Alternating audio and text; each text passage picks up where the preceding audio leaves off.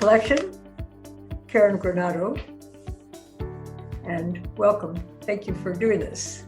Oh, you're welcome. Should be fun. It will be. And if it's not, we'll do it over. Okay. Right. We can do reruns. April 7th, 2021. We're in Los Angeles, California, and you are, where are you? I'm in Las Cruces, New Mexico. All right. So we're at long distance. So as I mentioned, we'll just start with a few questions, like the first one being, where were you born? Okay, I was born in Evanston, Illinois. Uh-huh. My folks moved to California when I was 6 months old, so I really considered California my home state. They moved to Los Angeles. Is that where you did your primary education and high school? Oh, yeah. Uh-huh. I went through high school there. Then my folks moved to the Central Coast area around Rio Grande, Uh-huh. and I went to Cal Poly San Luis Obispo for a while. You did. For your bachelor's? For my bachelor's, but I ended up finishing at Cal State Long Beach, Uh-huh. in anthropology. Your parents still live there? Are they living? No, my parents have both passed away. They lived in the Central Coast area the rest of their lives. So where then you moved to Long Beach? Actually lived in the Redondo Beach area, back to the Central Coast for a little while, and the job market just was too tough. So ended up going back to LA and was there for, well, until we moved here in 2014. So. And where did you, what was your focus in your education? Well, I focused on cultural anthropology, and I minored in East Asian studies and Mesoamerican studies. Mm-hmm. So I got my bachelor's in that. And then I went to Mount St. Mary's University, used to be Mount St. Mary's College, there in LA. And I got my master's in counseling psychology after trying to get a master's in anthropology, and nobody was working then. Really? Yeah, all my friends were getting jobs in, hardware stores and shopping marts and stuff. The work wasn't there. Uh-huh. I had taught for Cal Poly's archaeological field school for a few years, but there weren't any real, full-time jobs. And by then I had 2 kids, and it was just too hard. So I went ahead and got a degree in counseling psychology. And would you say, it sounds like you embraced education. Would you say you're a good student? Oh yeah. Huh? I like school. Good. When did you start to become aware that you were a lesbian? Oh heavens. I probably knew in high school, and I just kind of packed it down and, ignored it. So Was there any aha moment or transference thing with a teacher? No, not really. I was pretty sure in high school, but I probably knew since I was a little kid. I really liked girls a lot. Mm-hmm. So although I did date, men, I did get married. I was married for 20 years. Wow, that's a long time. So, well, I had made a commitment. I felt I needed to do everything possible to try and make it work. Where did you meet your husband? I met him in Bible college, actually. I did 2 years at a small Bible college before I went to Cal Poly. We met there. And what was his occupation? He went to school, but he never really finished college Mm-hmm. until after we split. And then he got his degree in theology. He's a pastor someplace in San Fernando Valley right now. Mm-hmm. Are you still in contact with him? No, we don't speak. That happens. Yeah. Yeah, we didn't really have a really good breakup. What was the event or series of events that made you determined to end the marriage? Well, I had become a counselor. I had done, my own therapy, because I don't think you can do therapy with other people if you haven't done your own. Right. Also, I had gotten really ill in my late 30s with something that I actually was born with, but doesn't show up till your late 30s. And so Really? I was real sick, and I spent a lot of time at home. Mm-hmm. The only thing I could really do was sit and meditate. gave me vertigo to watch TV or to get up and walk around or anything. So Awful. spent about a year and a half doing that. Mhm. So I had a lot of time to think. Mhm. And prior to that, I had, because of the church and everything, I had gone to one of those gay conversion things. Huh. Involved Can you in move that. over a little bit to the light? Just, oh, perfect. That's great. All right, good. Thank you. And I found it had the opposite effect on me. It really made me realize, that there was nothing wrong with me. I was the way God created me, and that was, as a lesbian, and I hadn't been happy in my marriage for a long time, and we had tried very hard, and finally, I finally just ended it, you know, with no regrets, really. Good. So in the conversion, sounds like you were quite involved with your church? Yeah, we were very involved. Uh-huh. And it had always, been involved in church. I was raised in church, Mhm. And so it was a large part of my life until then. But a lot of people's attitudes, from the church, I really feel were wrong, and when I left, I lost all my friends, but too. So that was very difficult, but I still don't regret it. Did you talk to anyone about doing the conversion therapy? Or how did you know about it? Oh, well, the church I was at was the Vineyard in Santa Monica, and they started a program called Living Waters. And so I had done that. I'd even taught in it, to tell you the truth. And I realized after working with other people too, that it really wasn't the solution. At least it wasn't the solution for me. Mhm. So I, kind of had an epiphany when I was home by myself so much. And decided too that part of the stress, with what I had, it was just making it worse because I was trying to be something I wasn't. Mhm. When you hit your late 30s, your energy starts to slow down. So it's harder to hold things down that you've packed down inside. Mhm. It kind of comes bubbling up, and I just lost you. You did? Can you hear Yeah, me now? I lost the whole picture. Okay. Really? This computer is crazy. Okay, hang in there. Let's check. How about now? Yeah, I got you You're back. fine. I can see you Good. fine. Right. Get started. And so, yeah, so I had worked through all my issues, and I got to the point, and I talked with my husband and told him that this just wasn't working, and I needed to leave. Did he know that you were working through the conversion program? Oh yeah, he knew. In fact, he told me he knew I was gay when he married me. Really? He didn't think I'd ever act on it or do anything about it. Uh, Which is kind of interesting. it is. Makes you wonder about him. Oh yeah. Right. Oh, we don't have to- right. I know. That's a whole other discussion though. But yeah. How old were your children when you were going to? My oldest was 19 and my youngest was 14, and I lost custody because of my youngest son. Because of Because I came out, who determined in court. that? Yeah, in court they gave my husband custody of him. So And because I then, was gay. wow, how awful. Yeah, it was. It was a rough time. But my kids eventually, they got older, and we really reestablished our relationships. Good. In the end, it worked out. Was the court hearing held regarding that? Was it in Los Angeles? It was in Los Angeles. It was downtown. Wow. I had been living in the Valley and was told not to go to the Van Nuys court, that they were really homophobic. Uh-huh. And I found, it was just as bad when I got to the court in downtown LA. So that's the way it ended up. When was that? What year was that? That was 1990. The beginning of 1999 in January, and it had taken me 3 years to get my husband to court.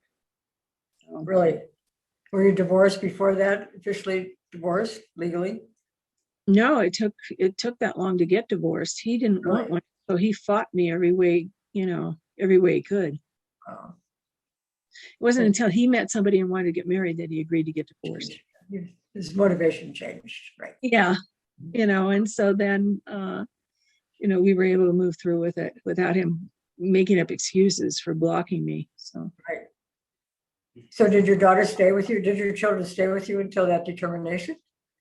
no, they lived with him. Really? They Wow. chose to stay with him. Mm-hmm. Um, they felt I was a stronger person and that their dad needed them more. The children felt that. Yeah. So they decided to stay with him. They were right about that. Yeah, they probably were. Right. Children sort of speak honestly of things. They do. It didn't make it any easier, but Terrible. Yeah. they were old enough. It was their choice. Then did you move on to to live alone? And what was your next step after all that? Well, actually, I moved out and had been living alone 3 years before. Mhm. I moved out in November 1995. And it wasn't long after that I met my current wife. Wasn't really looking for anybody. It just kind of happened. Uh-huh. We met at a party and, got to know each other, and it just kind of evolved from there. Great. I know when we talked, you wanted to discuss the conversion therapy, and you said that you had spoken publicly about it. Yeah, at the time I had spoken publicly at church about it. So I had spoken publicly about it and had led some of the classes at one point. So it wasn't, I don't know if I'd call it, I wasn't really ashamed. I just thought it was something, that I needed to do because I was married and I had 2 kids, and, I had made a commitment and I wanted to try and keep that commitment, so.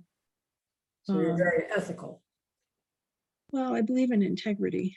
I know. I can see that. I can hear it. I believe in staying in your own integrity, and I really try hard to do that. Sometimes I'm not so successful, and other times I am. So, Good days, bad days for all of us. Yeah, but I firmly believe in that. So I felt like I did everything possible that I could. Mm-hmm. My husband wasn't really willing to work on it either at the time. He said it was all my fault, and that was the end of it. So when I had finished all my work and he had refused to participate, then that's when I left. Was it an established program that you attended, or? Yeah, it was pretty established. It was pretty established. Yeah. And a pretty well-known program in Southern California, actually. So how long did it last? I think it was like a 20-week program, every week. So did you meet it just anyone? led me to a different conclusion than it did a lot of other people.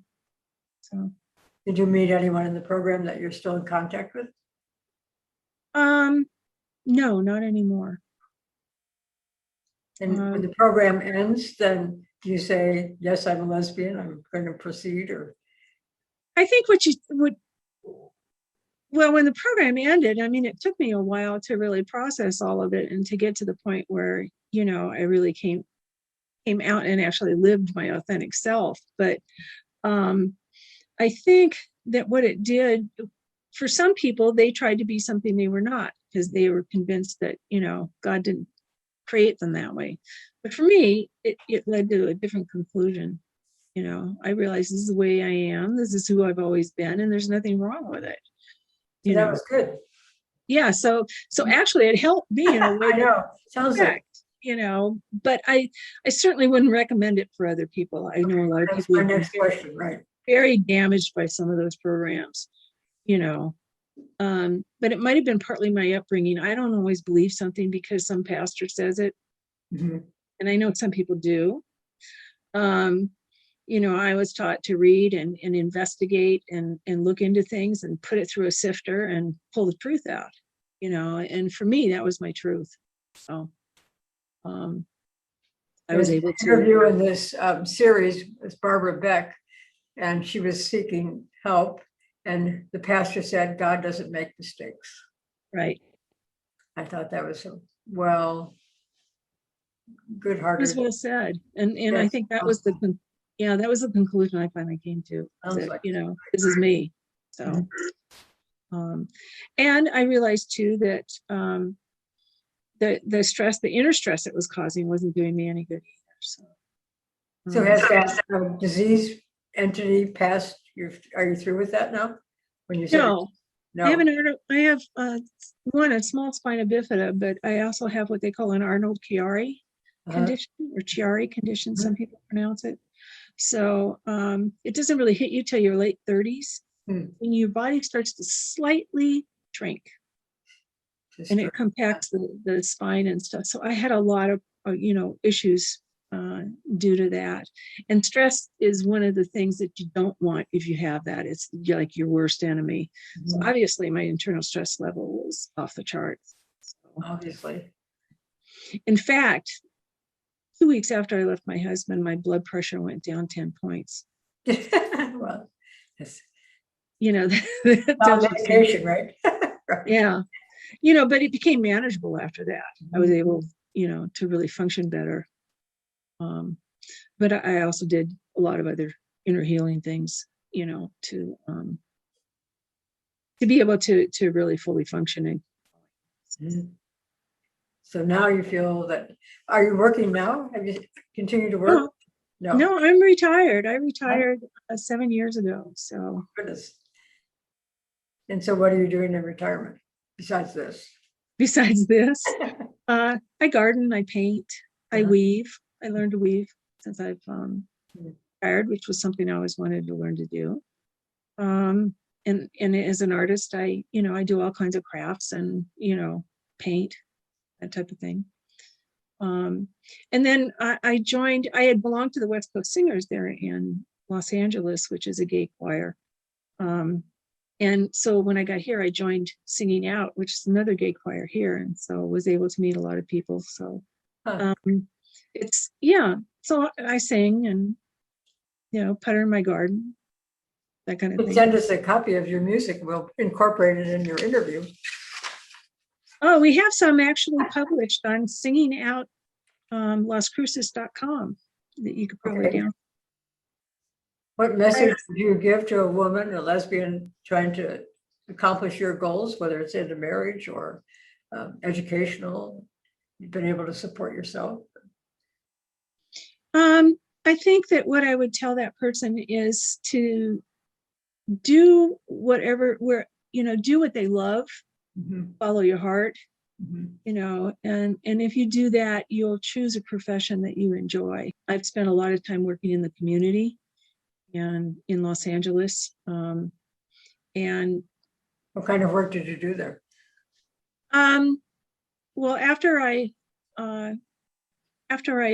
quit archaeology, I worked, corporately for a while because I did need a job until I finished my master's in counseling. And then I became a children's social worker for the Department of Children and Family Services there in LA County, and moved from that to a foster care agency where I was the director there.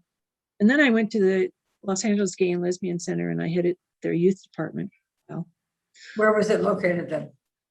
Then it was right there in Hollywood. I actually worked in the Chinese and the Asian community. So I was the first COO of Chinatown Service Center that wasn't Chinese. And then did you learn Chinese? I had taken Chinese in college. Oh, good. Unfortunately, I took Mandarin, and most people the Asian speak Cantonese. But and then from there, I was the executive director at Grace Center, which was a domestic violence agency there in the Pasadena area, and then went to First 5 LA, which is a program that's funded by the tobacco tax there in California. And so they design programming for families with children 0 to 5.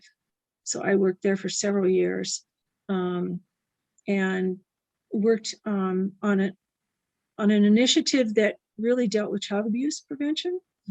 For the most part while I was there. It was called Partnerships for Families. So we had 250 agencies that we worked with across the county. Wow. In partnership to form actually closer partnerships than what they had to really deal with the issues. So I was very proud of that because I actually was instrumental in funding the first Native American collaborative that was there in Los Angeles, because usually most of the agencies didn't work together. So it was very successful, and we created a program that really used Native American belief systems. And then I went back as the CEO of Chinatown Service Centers. So I was the first non-Asian CEO in the world for a Chinese agency. Really? We're going to put that in your title. What do you Well, that's good. I mean, really. So yeah, so Very that was, you know. But how do you center yourself? I meditate. Thank you for doing this. And you're welcome. And if you think, what is your legacy that you'd like to leave? Oh, heavens. The other name for this program is Lesbian Legacies. But we thought that would scare too many people off. So they wouldn't want to do it. Right. I think if nothing else, I would hope that the legacy that I've left behind is that, you know, don't put yourself in a box. So explore everything. And so I hope that the legacy I've left behind are people that will follow in the work that I've done, you know, and continue it and strive for excellence themselves. And my other legacy is my grandkids. How many grandchildren do you have? I have 12. Oh my goodness. So, and you know, to them, which is one of the reasons I wanted to do this, you know. Right. This is there forever. Yeah, you know, is to be yourself, you know, and strive for excellence in whatever you do. So thank you. You're welcome. Our interview. All right. Bye, Karen. Bye.